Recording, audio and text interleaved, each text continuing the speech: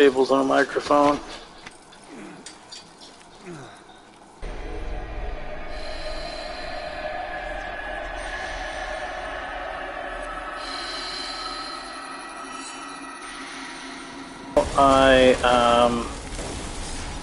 I made sure that it was broadcasting earlier.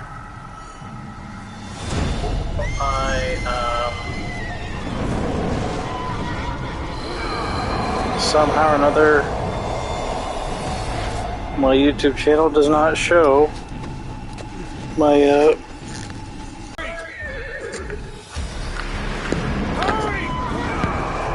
we go. I don't want to annoy you just because I'm annoyed.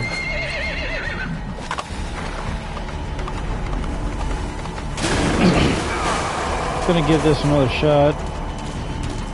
Try to do this mission task. Watch our backs. Shoot him! Shoot him! Now!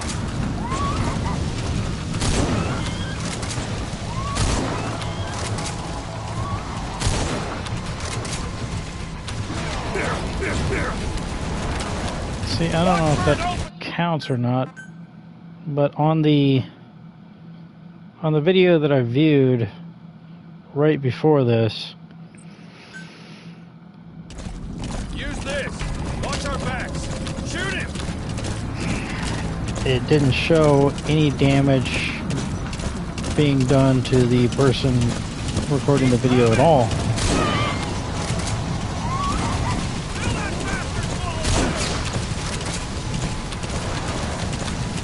See, I don't consider that. You know what? Let me just.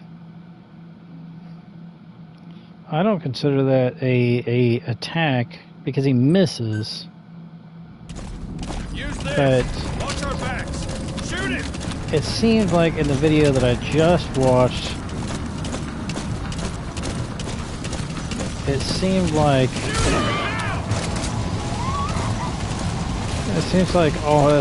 all of his attacks went high. Use this. Watch our backs. Shoot him!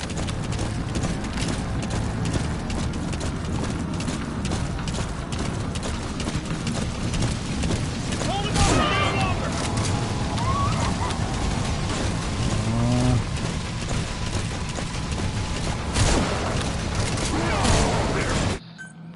See, I just don't like that.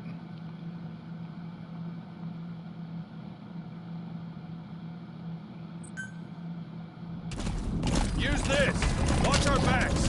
Shoot him! Fire just as he's about to attack. See, I don't like that. It doesn't look like his attacks are going high, and his attacks looked like they were going high in the video that I just watched. Use this. Watch our backs. Shoot him!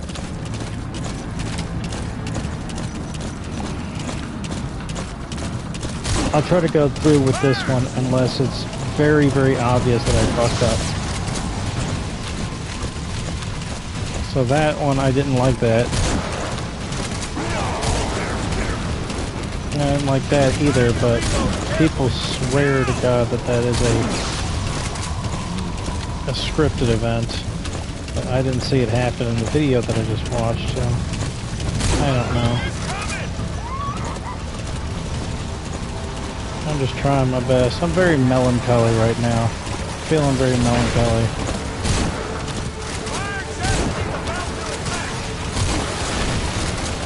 I just took all of my nighttime medication.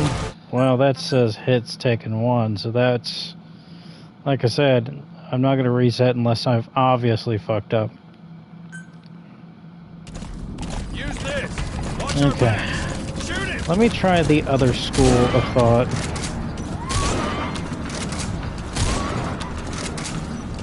Like I said, with this sequence, there's 2 schools of thought.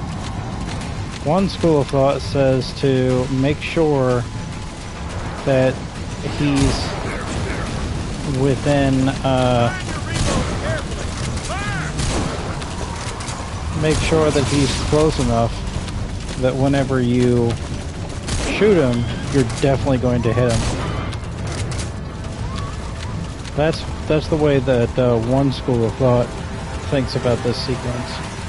The other school of thought says, make sure that he's so far away that he can't hit you.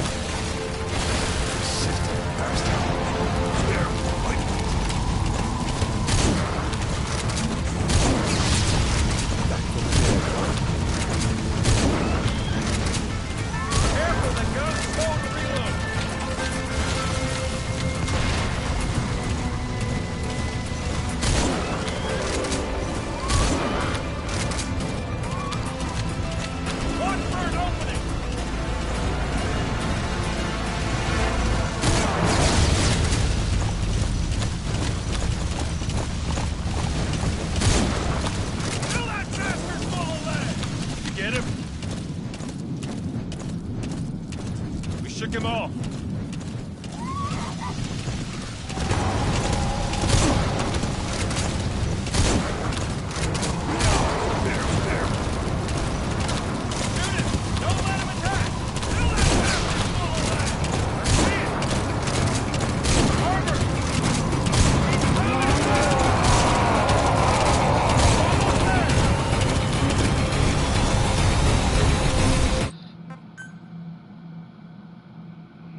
Let's see if we got it. Nope. What a fucking pain in the ass. Got S rank somehow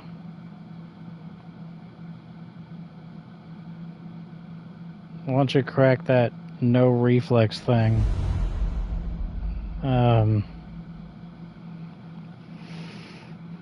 like there's no putting the genie back at the bottle there.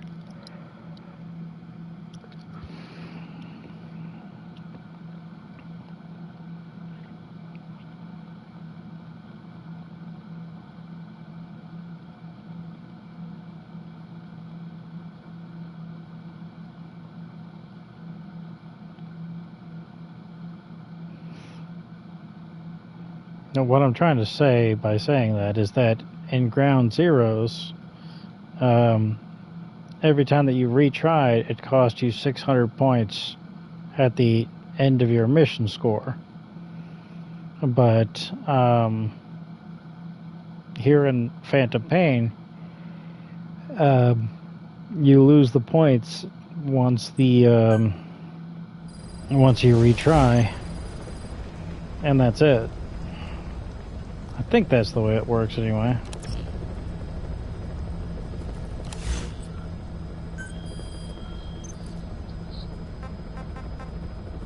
Complete the mission without allowing the man on fire to attack even once. What a fucking pain in the dick.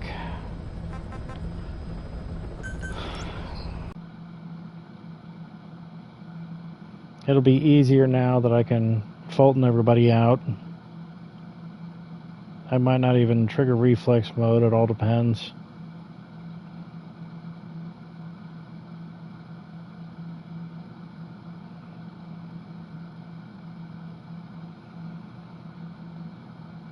So like I said, I took my nighttime medication.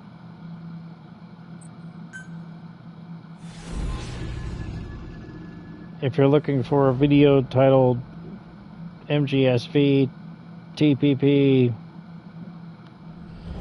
Let No Bad Happen 30 broadcast 30, I made sure that it was broadcasting earlier today, and it's not showing up in my videos. So you would have been able to see it happen earlier today, but I guess YouTube didn't want to archive it. I don't know. I don't know what the hell is going on. I'm feeling melancholy. I think everybody feels melancholy at night.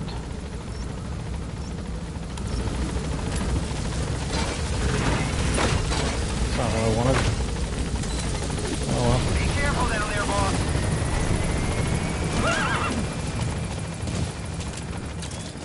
Do I get extra points for each mission task? I think I do. Let me go grab that right quick. Come on, T-horse. Pretty pleased with cheese on top. Alright.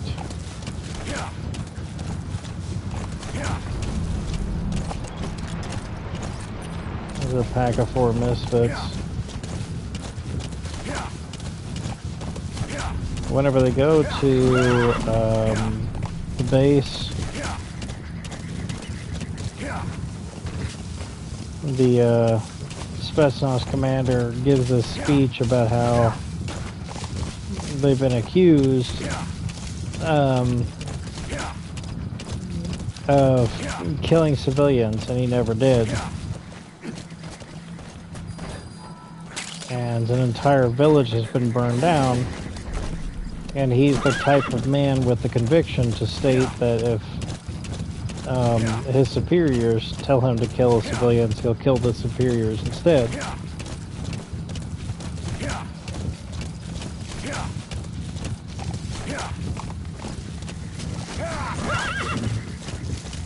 There's a catch-22 inside. You arrived at the objective. Your target should be somewhere in that outpost. There's a catch-22 inside of Army leadership, and thus Army leadership training. It goes a little bit like this.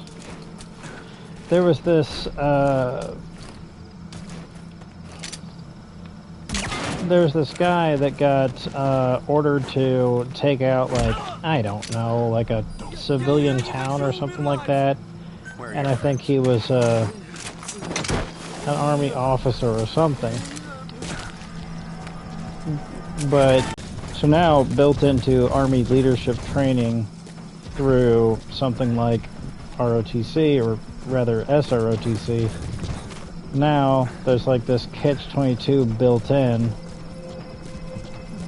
that states if someone gives you an order that is directly, you know, I don't know, like it's an order to do a war crime or something like that, it's actually your responsibility as a army leader to refuse that order, to recognize in that moment that your leadership is not, you know, thinking clearly or whatever. So it's not surprising, but it's fucked up to know that, yeah, that guy that did that thing, motherfucker, triggered my reflex. That guy that did that thing, he fucking got in trouble for it. Cat's out of the bag now. Trigger that reflex, lose those points.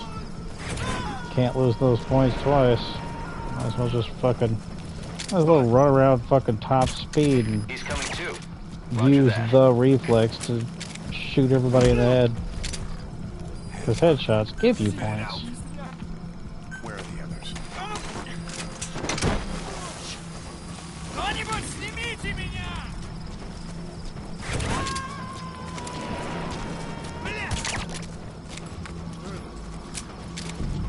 You gotta extract I him. need to, at the very least, take out the commander while he doesn't have a roof over his head. He likes to hide in that building. He knows he's got a price on his head.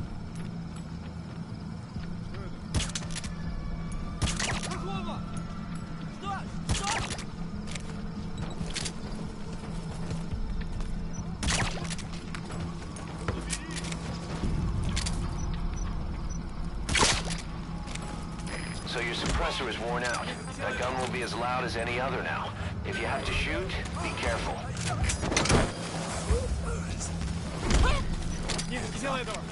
So now, not only did the guy that ordered his people to fucking, He's coming too. Roger that. you know, commit a war crime, not only did that guy probably not even get in trouble, but also it's built into like Army leadership, training, and law that guy wouldn't get in trouble. But it would be the guy that fucking carried out the order. It's his responsibility to like refuse the order. So while Hideo Kojima and or his programmers, whoever the hell programmed this mission and the speech and whatnot, while they probably didn't know all of this, and all this jazz, while that is the case or whatever, like, it's not likely that this is a direct allegory. I'm connecting the dots for you as somebody who's gone through that training. Just giving you a little real life equivalent to all of this gobbledygook. He's coming too. Roger that. But, you know, it's not surprising at all. It is disappointing to learn that yet again you have enough power and then you can do whatever the fuck you want, you know?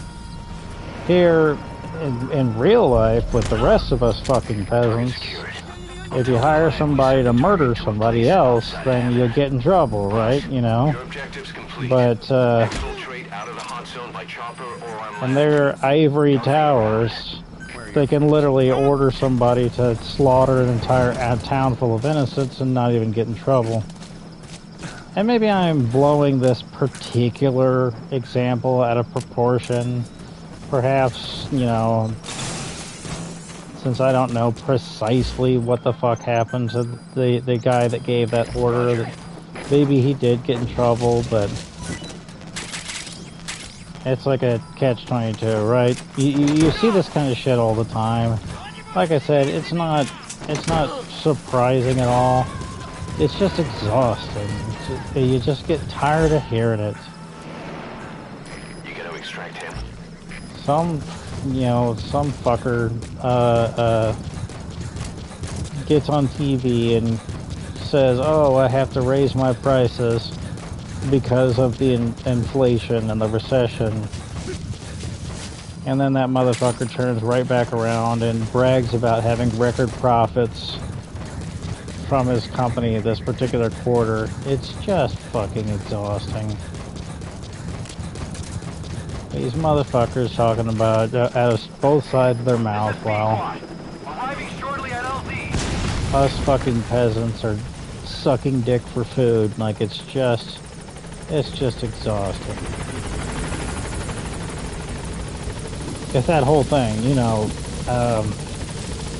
somebody steals like $20 and gets fucking 20 years, and some jackass does a white-collar crime and steals $150 million from investment firms around the whole planet and gets 2 years, but it turns into 6 months with bail, you know, with good behavior or some shit.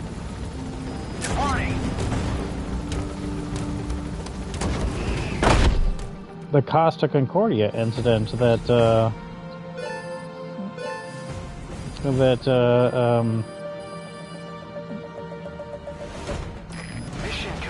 Internet Historian covered, that incident was another one of those that's just a fucking pain in the ass to even think about.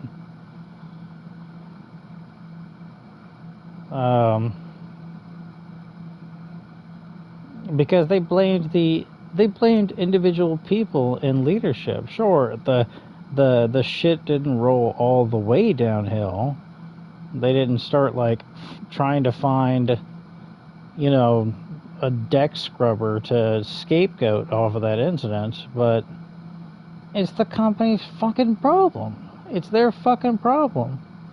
So it's just let's fucking scapegoat the captain and a couple of his crew, like the fucking guy with the steering wheel in his hands or some shit like that.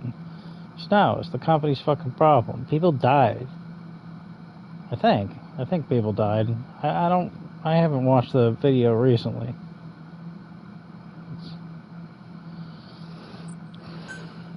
And then whenever, even after they were scapegoated after the incident, still their punishment was far less than spectacular, especially for the damage that was caused. Like I said, fucking blah blah blah. I hate it. I hate all this fucking bullshit again and again and again. Everything's just so goddamn unfair and ridiculous.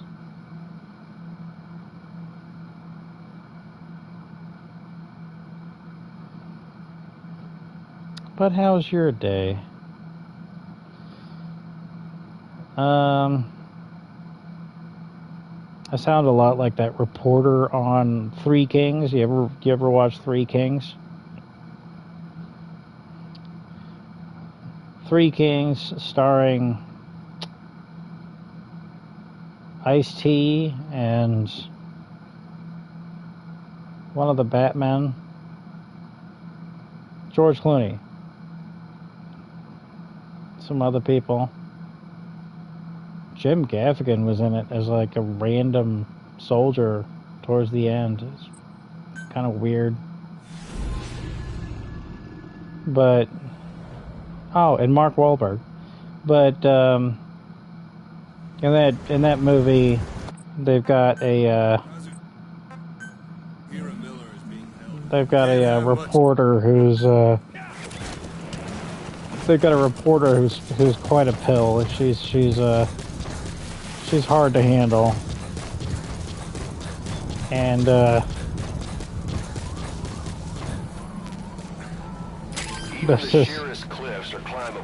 there's this scene where she's, you know, lamenting the fate of these oil-covered birds out there in the Middle East somewhere.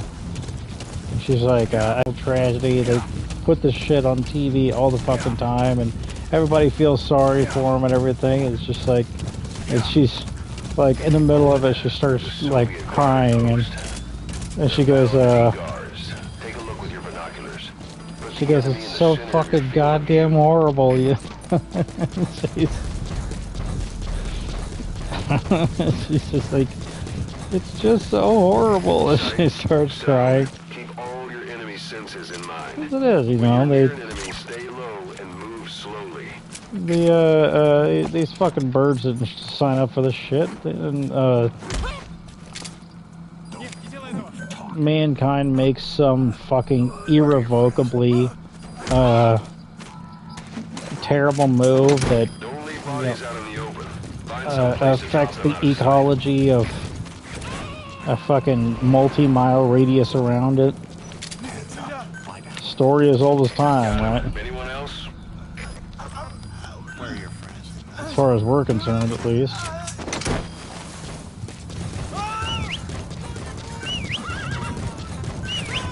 Planning to walk the whole wilderness on foot? Use your horse. I'm trying to use my horse. You're almost at the enemy outpost, Vialo Village. The village is crawling with enemy soldiers. Don't just go waltzing in. The last two mission tasks are to kidnap the guy driving the truck and to... What? You motherfucker. And why wasn't my fucking thing working? I was holding down on the L2 button to aim. I was just like, no, fuck you. You don't get to use reflex mode. We'll trigger reflex mode, but won't let you use it. Fantastic, thank you.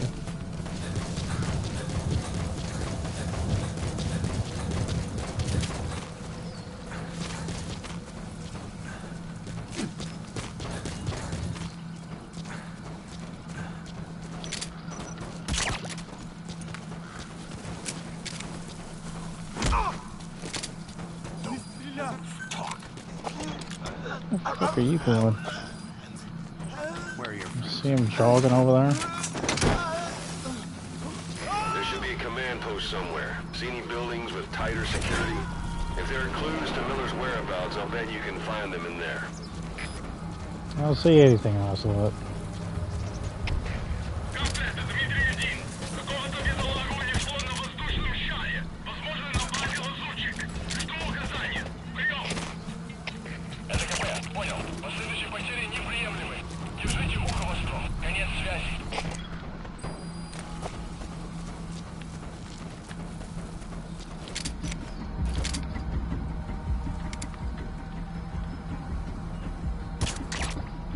That was a hard shot. That was a hard shot to land. That one was tough. Wow.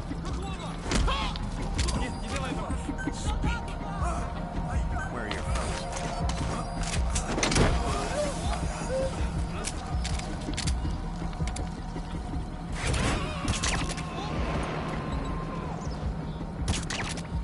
Wow. All right, we'll bring him out.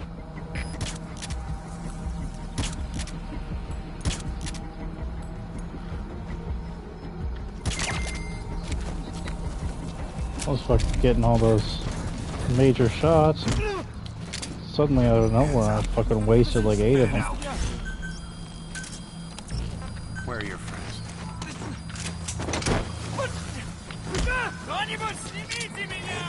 Spit it out.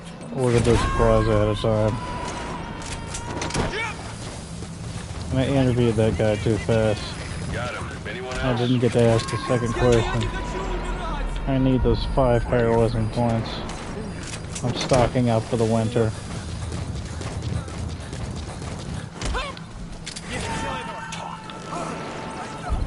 Where are the I think it boosts your score a little bit to interrogate every soldier you come across. I could be wrong about that.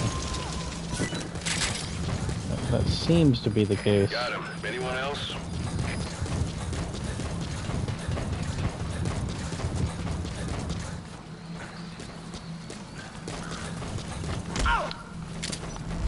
hands up?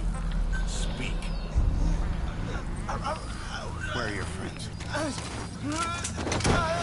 Okay.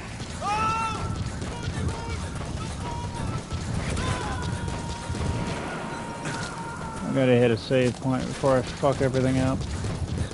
All right, we'll bring him out.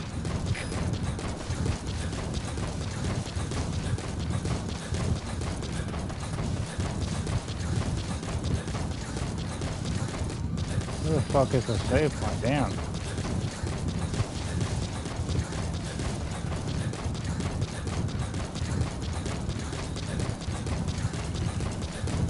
If you do something stupid, so like one of the missions later on is red brass. You interrupt a meeting between three high-level officials inside the Red Army here. So that's the purpose of the mission. And they're from 3 different bases, and you can do this. You can run it however you wish. You can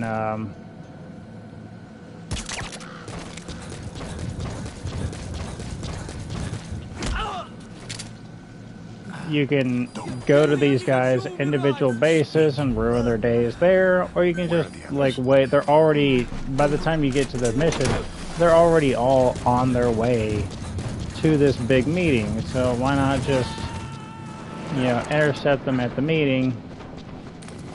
And one of the mission tasks is to listen in. You know, get close enough to them to use either the combination binoculars /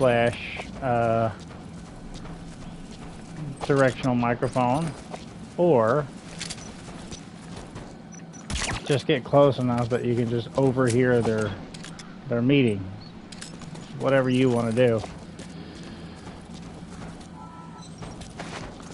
So within that meeting, if you go to their bases individually to fuck up their day personally, Where are your friends? if that's the decision that you end up going with, and you, for example, box teleport from one base to the next, each and every time that you pull this number, and then finally, at the end of everything, you're the motherfucker. And so finally, at the end of everything, you go down.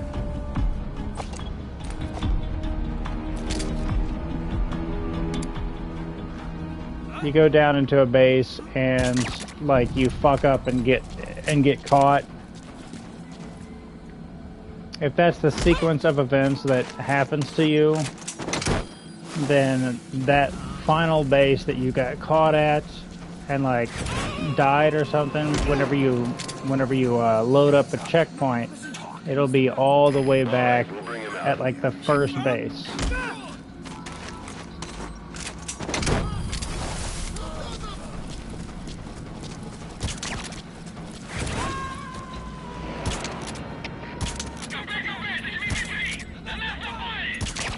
Got him. Anyone else? Well, they'll be on partial alert at least, and they'll send somebody down to investigate. Spit it out. They don't know what the hell's going on at the moment. Where are the others? They know something's going on, they just don't know what. Not yet. Spit it out. Where are your friends? All right, we'll bring him out. Looks like they're sending out somebody.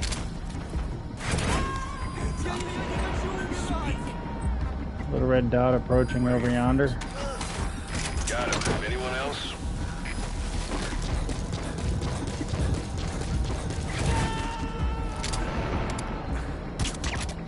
Boom, baby. All right, we'll bring him out.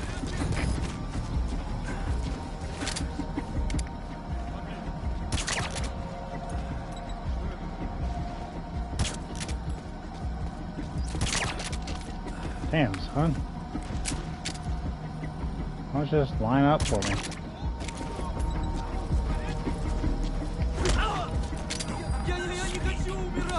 So anyway, that's why I hit that save point before my box teleported over to walks in.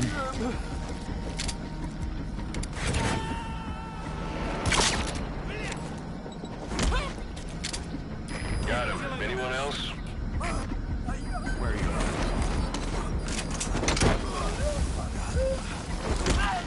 Oh, and there's the other mission task. Kidnap the high-up official at All right, we'll bring him out. walks in barracks. Boom!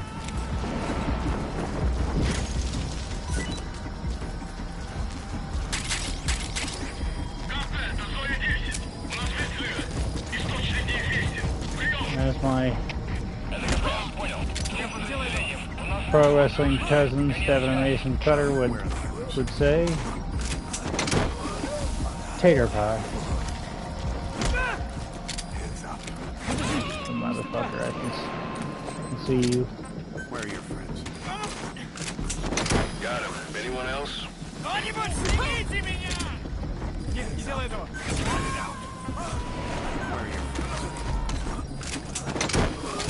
Come on, come on. All right, we'll bring him out. Feed me more soldiers. Are you fucking kidding me? Damn.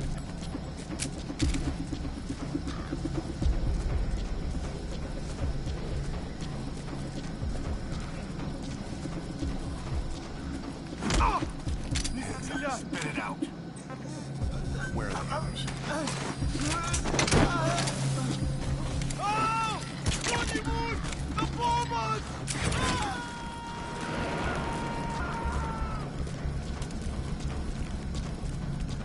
Got him. Anyone else?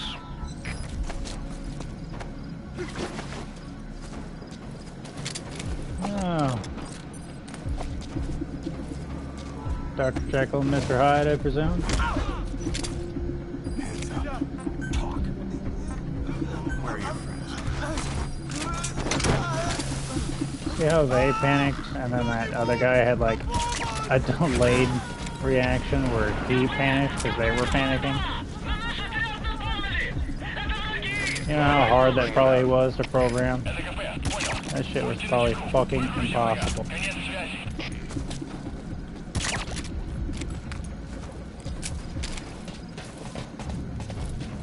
He saw it as a charge, he's charging.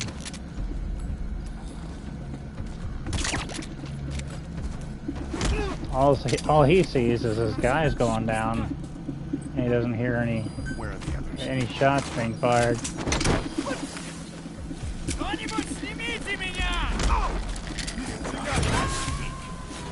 Fun story about my cousins. My pro wrestling cousins, the Hooligans, Devin and Mason Cutter. One of them, I won't say which, he bought Metal Gear Solid 3 whenever it came out. And the man was, this was whenever he was saving up money to go to wrestling school. So he was trying to save up enough money to go to a wrestling, like, school or college or something. Apparently it was the same one that Kurt Angle went to, if you're into pro wrestling or even Greco-Roman wrestling, because Kurt Angle has a gold medal. And this shit's real. It's a real gold medal recipient, I think, if I'm remembering that correctly. I haven't brushed up on my Kurt Angle lore lately. But, yeah, so he was, I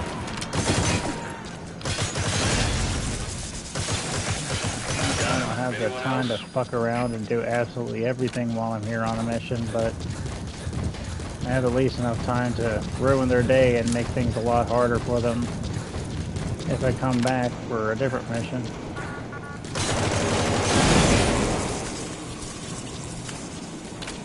It's the least I could do. So,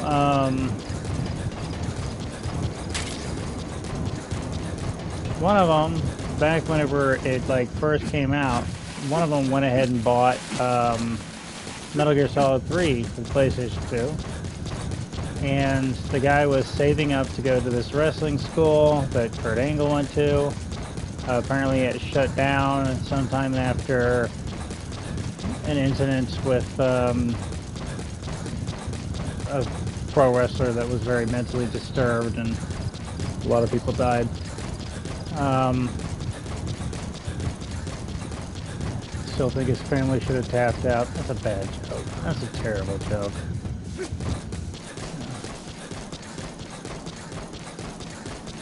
Anyways,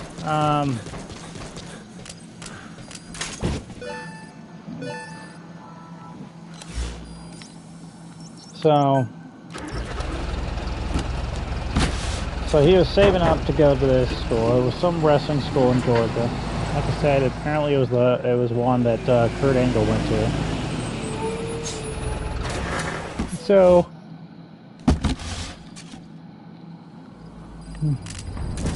all that was said and done, and since he was saving up to go there, he had graduated high school. He was trying to. He was working at ADM with his father at the time. ADM in St. Louis, Missouri. Some sort of factory thingamajig. I'm not entirely sure what they're up to. I've never worked there. But, so he was like working 12-hour days with his dad at ADM. And, like,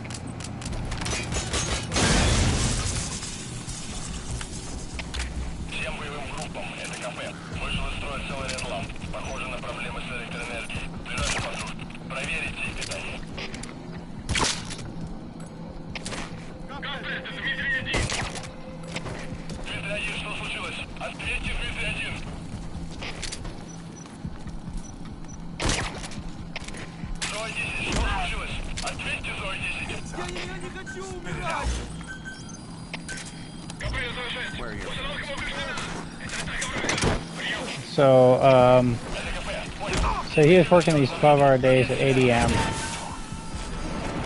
And, like, and he was doing it 6 days a week, I think. And so, like, on his day off, he's taking his new video game, Metal Gear Solid 3.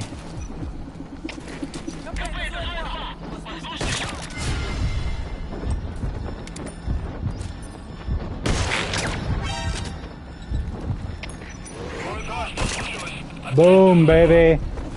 That was close. I never thought I was gonna get away with that shit. Wow. Holy shit.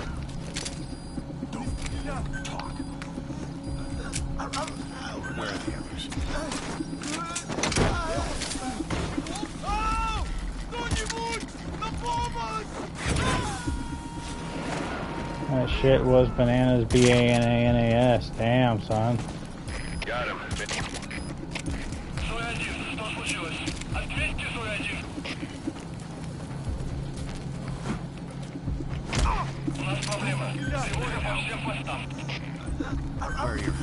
So, on his one day off a week, he's trying to beat his new video game, Metal Gear Solid 3. So, he sits down, and I see him go into his room, and I was living with him at the time, and I see him go into his room, and then, like, I wake up the next day, and he's like, he like comes walking out of his room. He said, "There's a boss in the game, and the name of the boss is The End." And he said, and it took me 8 hours to beat him. All right, we'll bring him out. Like, he had been up all night trying to beat The End. Now, notably, The End is a boss that I've already talked about in one of these broadcasts. If it uploaded correctly, anyways. But The End is a boss that I've already talked about. That was this very same boss that video game director Hideo Kojima tried to tell his team to make that boss fight last one real life week, and he was told by his team that that's impossible. That human beings cannot program something like that, and that his request was insane. And so they can Got him. Anyone else? they can take that request and shove it where the sun don't shine. They were disinclined to acquiesce to his request. It means no. So so that was a very you know, difficult fight and everything. So apparently my cousin explained to me that he had to slowly crawl through the bushes to sneak up to the end, and upon finding the end, he was able to get a couple pot shots off before the guy jogged off in a different direction, and he had to take breaks during the fight so that, you know, so that the main character could eat. That rodent is a gerbil. Don't worry, they can't hurt you. And so he has to like take breaks to fucking hunt food for the character he's controlling to eat, and all this kind of shit. It's a nightmare, man. It's an absolute nightmare. So I had been playing the Metal Gear series since Metal Gear Solid 1 on the PlayStation 1. I can't be like, Subsistence came out way after Metal Gear Solid 3 came out.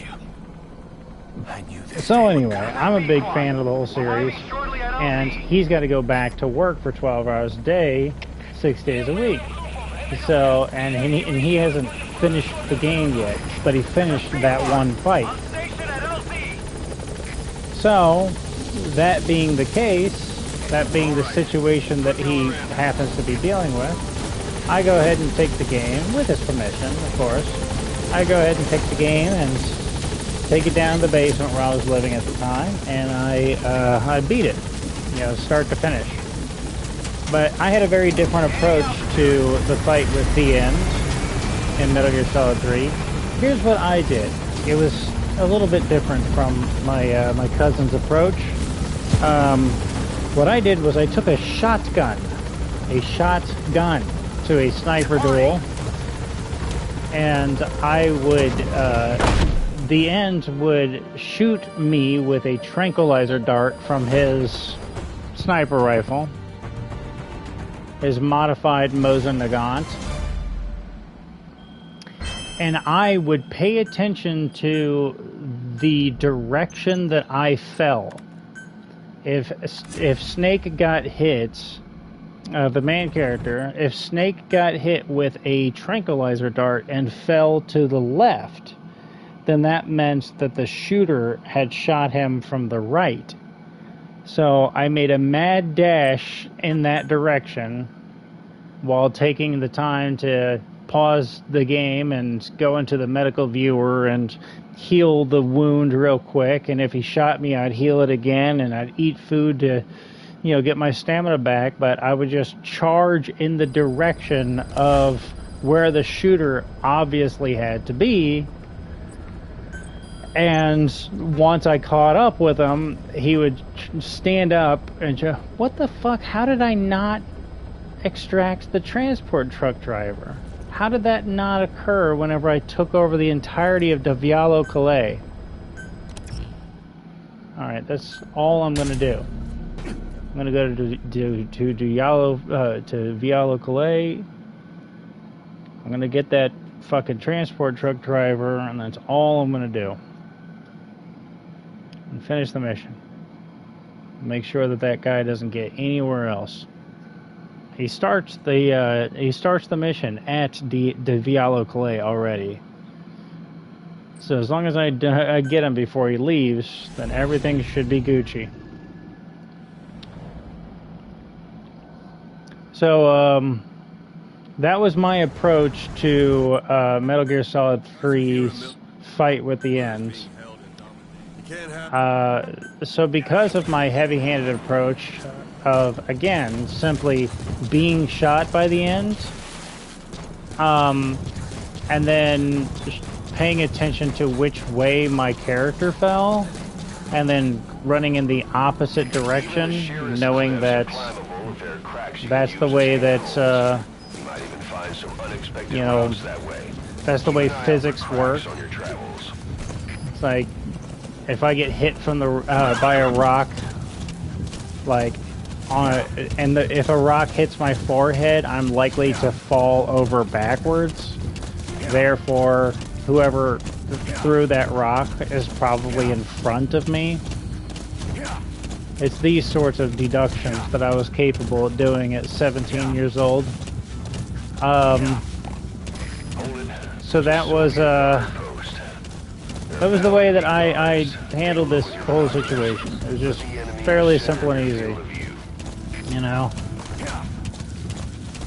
And so the fight that lasted him 8 hours lasted for me at that point in time in my life about 8 minutes, and it was my first ever run at this particular fight. I told him as much,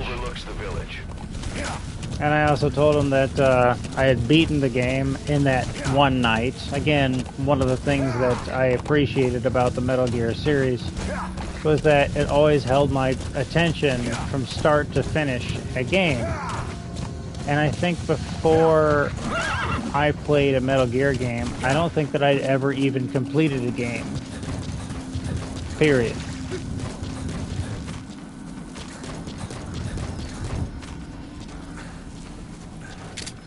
Alright, motherfucker.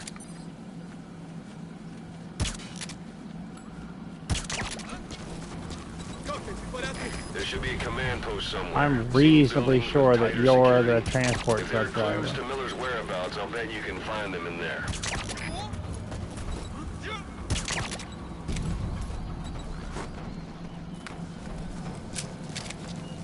You know what? I probably did extract the transport truck driver, but since I had like a 90% chance of getting him out, the extraction probably failed. That's probably what happened. I'm just spitballing, but that's likely to be the case. Completed mission task 6 of 6.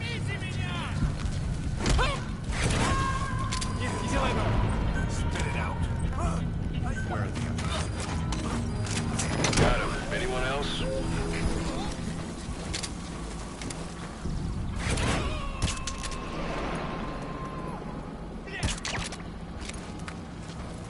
All right, we'll bring him out. Okay, that should make things easier.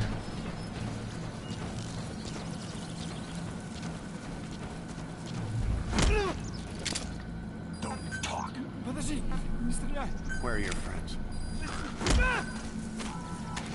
The end of that story, in case you care, is that he had this weird neurotic thing where he doesn't like it whenever people, at the time, he had this weird neurotic thing where he didn't like it whenever people beat games that he owned before he beat them. And so he like went and sold the game back to GameStop or some shit. And was like upset at me for a little while. It was very strange. Like, it's like it's a Metal Gear game. So I sat down and I beat it in one day. That's the way that things used to work before Metal Gear Solid 4 came out. But even with Metal Gear Solid 4, that's what I did. I played it on my day off. Whenever I'd gotten it.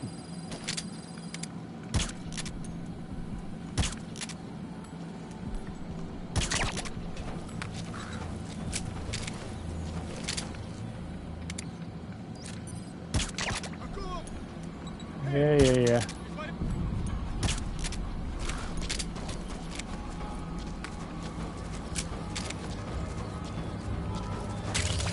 That's a type of medicinal plant. Bring it back to base. It's sure to be useful sometime.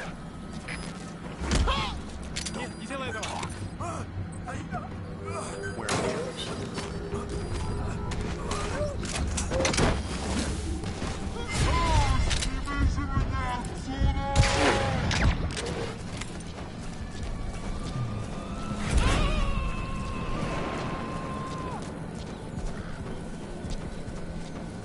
All right, we'll bring him out.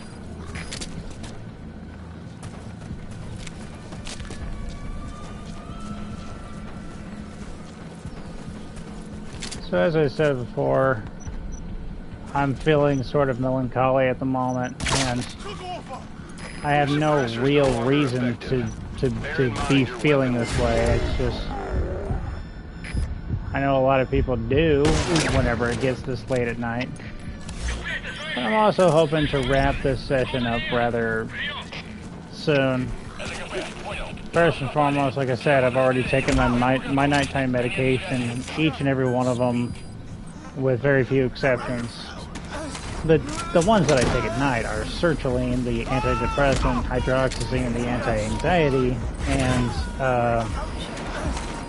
atorvastatin, which I think they just tell me to take it at night.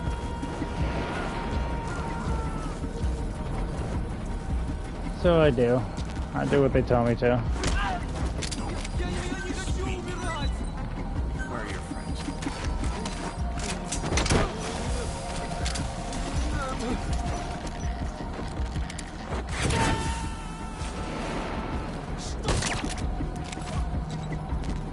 All right, we'll bring him out. So,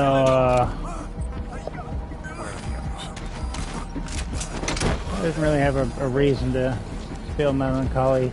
If my last broadcast did upload and I'm just not able to find it for whatever reason, if that is the case, then in between these two broadcasts, something did occur.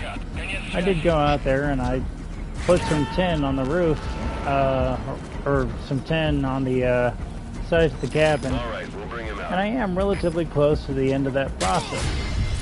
Sort of. Considering that I will have to, I'll have to salvage more tin if I try to cover the entire outside of the cabin.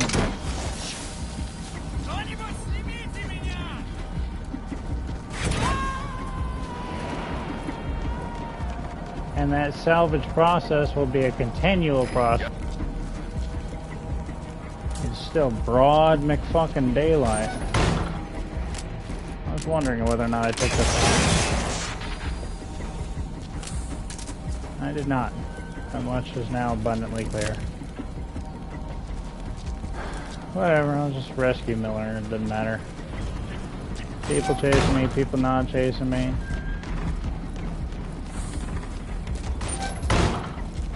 Little kitty cat, what have you been doing in there, huh? He got mad at me again because I was looking for ticks. Secure the target. Now you can't look for ticks. Make your way to the RV. He'd be mad if, On your iDroid. you know, he'd be mad if he was covered in ticks. He'd be mad if he was sick because he's covered in ticks. And he's mad if you are looking for ticks on him. And he's mad if you're taking ticks off of him.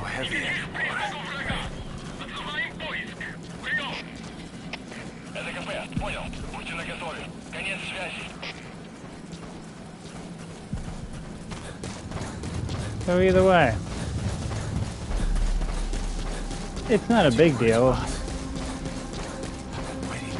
The real pain is the fact that whenever he gets mad at me, he does two things. First and foremost, he isolates himself from me for a little while he calms down.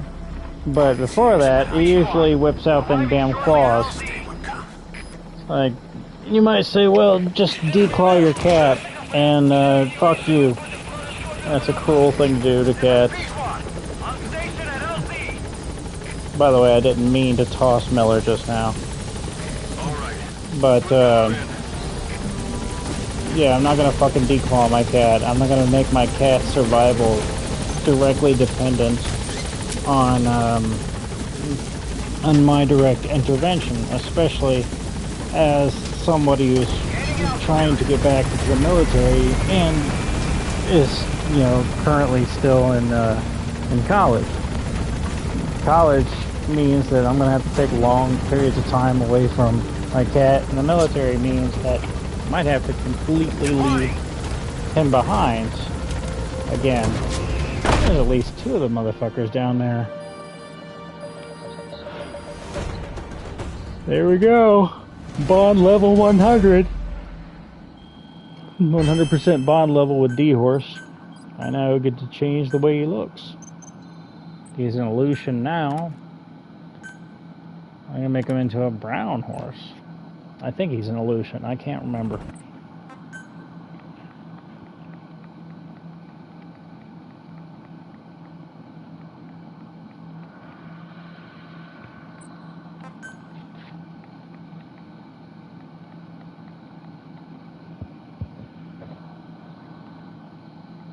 Like I said before, this game is kind of like video game comfort food. If I am, to me, if I'm, you know, feeling a little melancholy, I can play a little bit of this game and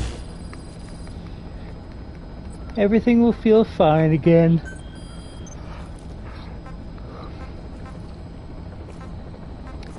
Taking the Spetsnaz commander out from a distance of over 100 meters away, that's something that you'd require a sniper rifle for, and I can't develop one because I keep having to get rid of all my staff.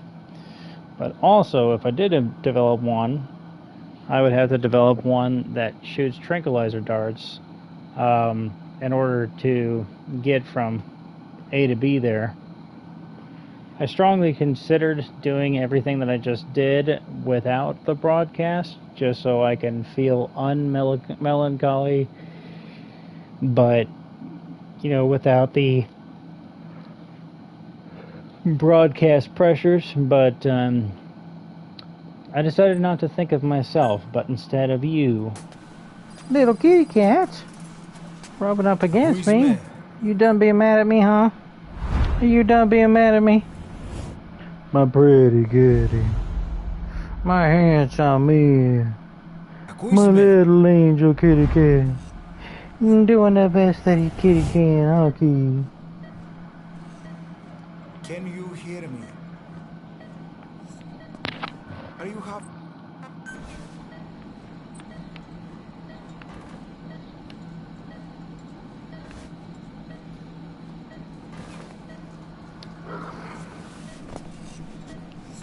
Look up, please. This doctor here is supposed to bear a strong resemblance to a doctor who claims that he wants to be the first doctor in the world to perform a head transplant, to completely remove someone else's head and put it onto a different patient's head. And of course, with our brain being in our head, that has all these philosophical quandaries, like, with the brain change, like, is that going to be a whatever? It's like, if the head is the personality and everything like that, what about the soul and all this other kind of stuff? So it's this weird little philosophical duty dad and such.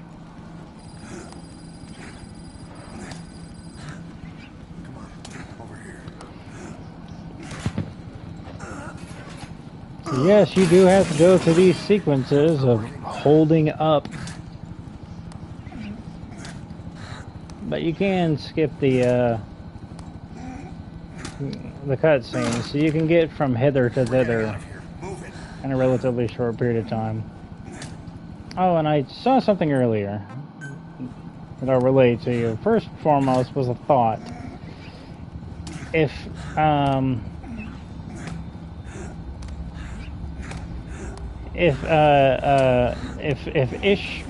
Ishmael here does not have any room on his person to keep a lighter, and that makes it a valid question of where did the lighter come from, with the semi-obvious answer that there probably just wasn't a lighter, and it's just something that our unreliable narrator, you know, gave to us in the form of an audible illusion,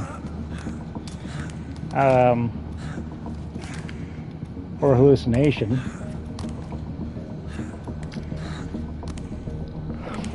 If all of those things are the case, and by the way, I saw last time that this is like fucking trash can water. Like, what the hell is that shit? And what even is it? Is it a thing for cigarette ashes?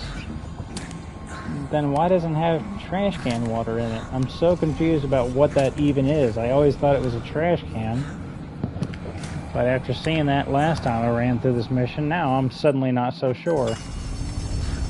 So Python and Selkin on YouTube, they raised the initial idea that I'm parroting of the fact that there probably was never a lighter. And it was probably just an audio hallucination. So they brought up that point, which I'm parroting, like I said. But another point that they brought up was the fact that the digoxin that Ishmael injects into Snake here, the digoxin that he injects probably also isn't real. So I put that doubt into your head during the initial broadcast for this mission, but after thinking about it for a smidge, I realized, like, yeah, if we're gonna say where the fuck did he get a lighter, he has nowhere to hide a lighter, then the question also remains, like, where the fuck did he get digoxin? He has no place on this person where he can hide digoxin. It's like, that line of thought actually works for both objects of, you know, of a questionable presence, you know, whether or not it even exists in the corporeal world as we have seen it and as we have heard it, respectively.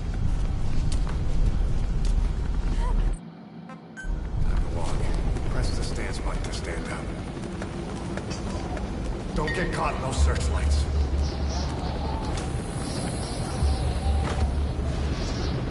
Here they come. Hurry. Now! There we go.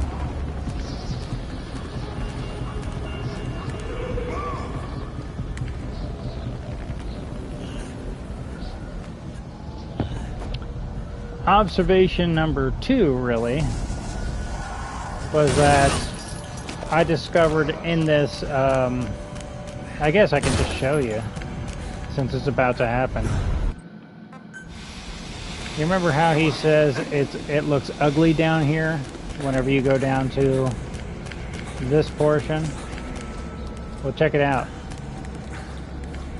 There's soldiers down here, and whenever he says it looks ugly down here, they take their Down there. Turn back.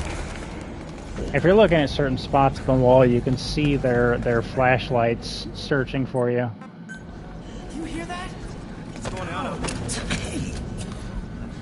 Oh, Prosuke. Hey! Hey! I can't see what's happening. What is that? What's happening out there? Does anybody know? Hey! Like I said, this person that we see in front of us, he does have 2 wrist tags, and if you change his model in the engine, in the coding, it changes Ishmael's model as well, and vice versa.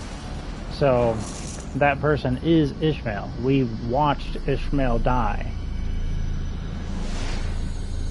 Just goes to show you just exactly how much of this entire sequence is being relayed to us by an incredibly unreliable narrator. Snake has a fucking piece of shrapnel pressing on his brain at the moment.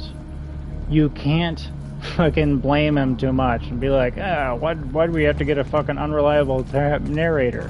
He shouldn't have survived the helicopter crash in the first place. Like, it was a hell of a thing. And the survival rate for helicopter crashes has never been super high to begin with.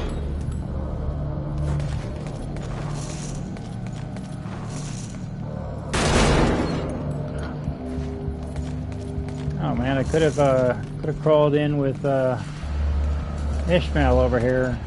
Showed you that the cutscene changes if you do that. Shoulda, woulda, coulda.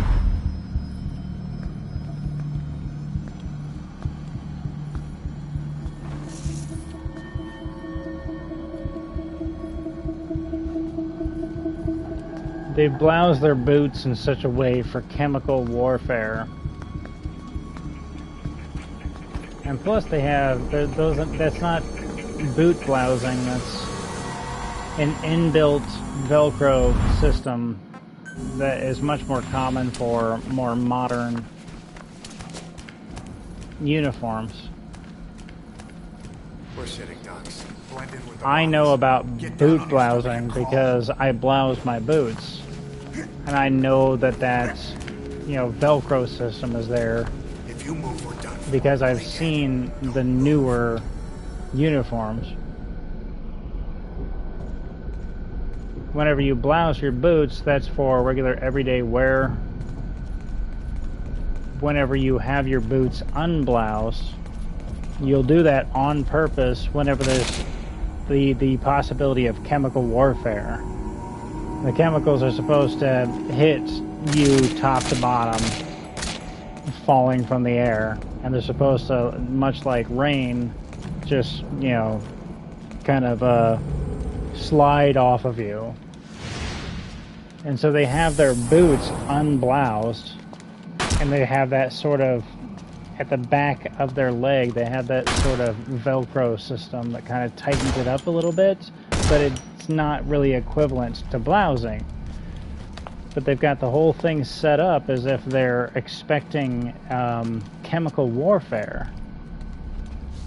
And yeah, they've got gas masks and everything, but You better stop and treat that. this is the Metal Gear universe. This is not the craziest shit that's happened.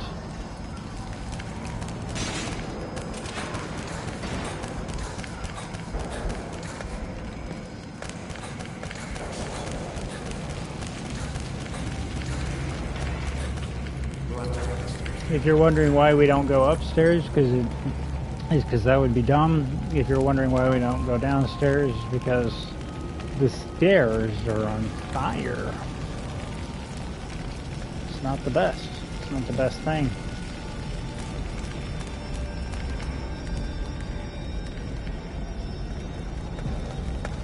It's like that old saying, never pet a burning dog, except it applies to staircases.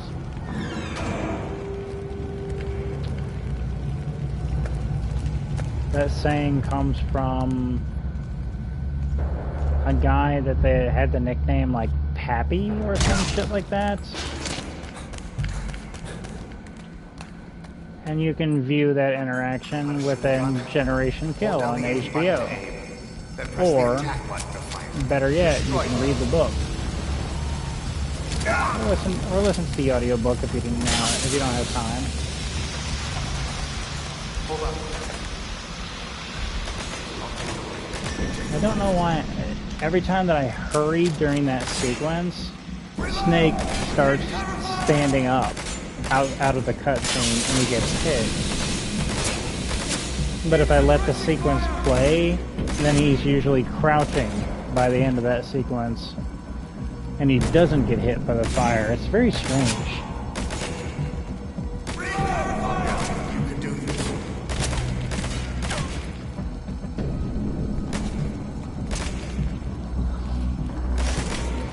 Remember again that they are seemingly exclusively shooting at me. No, that guy kind of looks like he's shooting at Ishmael.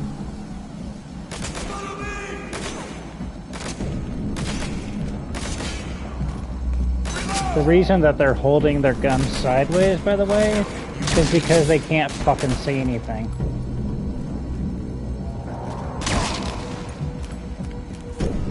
That's the only reason. You can't see shit through a gas mask. It is a pain in the ass. Like I said, I put... whenever I shot with a gas mask in A school in the Navy,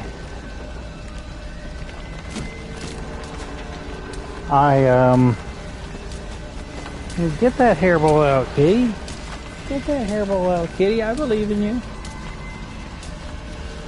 Whenever I shot with a gas mask in A school while I was active duty in the Navy, I didn't hit my target at all, but my neighbor on the firing range, he managed to hit his target 36 times with only 18 bullets. Like I said, that is a real story. That is really what happened. But no, you really can't see shit through these fucking gas masks. So they are trying to take their weapon and bring the iron sights up to their eye level. They only have two choices: try to bring the iron sights up to eye level, or try to lower themselves down to iron sights level. Shoot it now! And option number 2 is not necessarily even going to work. So that one felt like it went high. Just hold him up a little longer! Fire! See, that one also felt like it went high. Hold him up a little longer! I feel like this is working, and he hasn't given us a scripted sequence yet. Shoot him! Don't let him attack! There we go. Yeah. Looks like we might have the hang of this.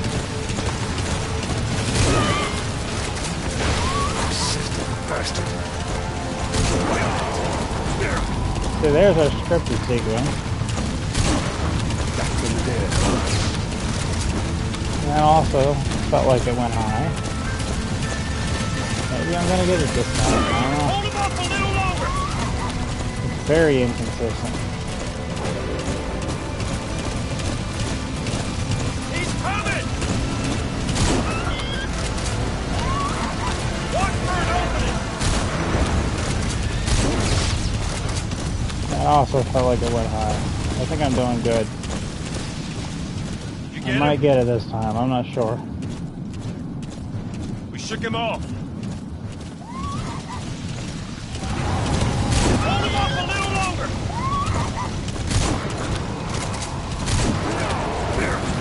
Another scripted sequence. See, it doesn't reflect any hits Hold taken. him up a little longer! Confirmer!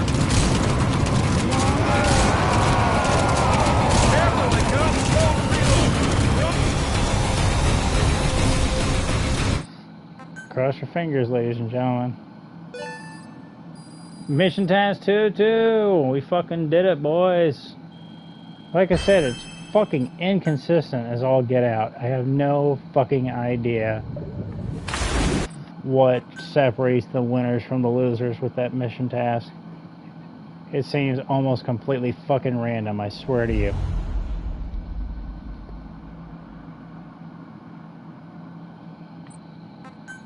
But the reward for getting that mission task is that Hideo Kojima personally mails you a chinchilla. So I am excited for that.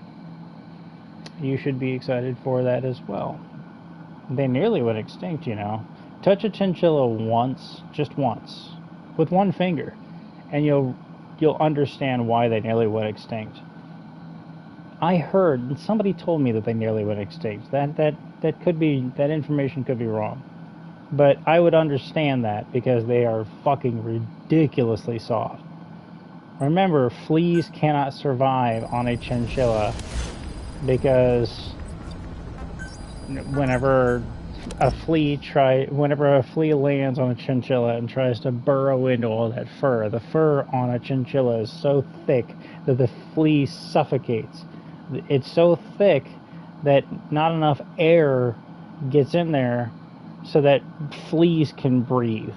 They have to take dust baths because if you get a chinchilla wet, it will never dry, and it'll grow mold in its fur. It's fucking ridiculous.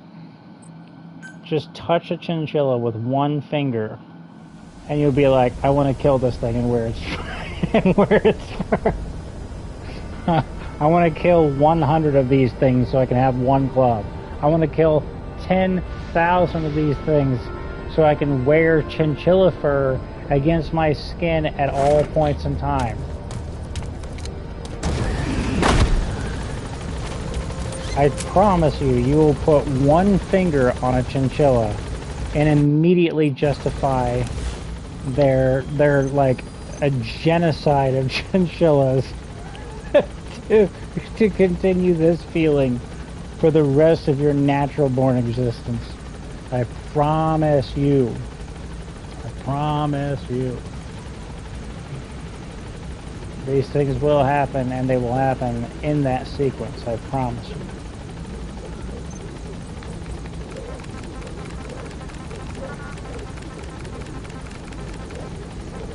I wonder who's the stubborn guy in the brig.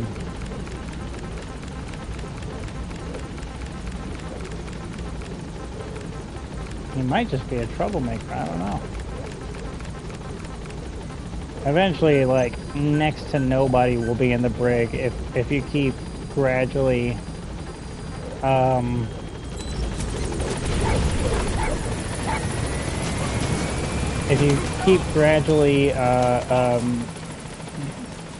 gaining more and more heroism points, eventually, like, nobody's in the brig. It's like the moment that you Fulton them out of an area, they are over the moon to be joining Diamond Dogs. And I mean, remember in previous broadcasts, the whole thing with Paz's diaries in Ground Zeroes, where she was reflecting that her time at Mother Base, her time in Outer Heaven, was the most peaceful of her entire life. Things by the time of Metal Gear Solid 2 runs around, and then has completely dominated the world by the time that Metal Gear Solid 4 comes around.